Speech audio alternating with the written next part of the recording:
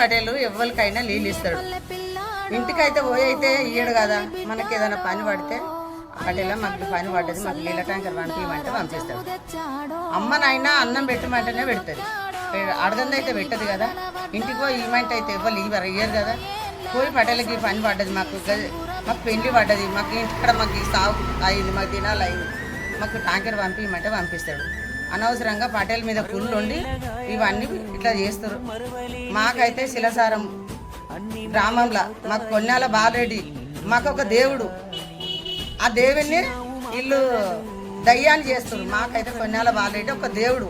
మీకు అందరికీ మునుగు మండలము శిలసారం గ్రామం మీకు అందరికీ నమస్కారం చేస్తున్నా. కొన్నాళ్ళ బాలరెడ్డి అయితే మాకు ఒక దేవుడు.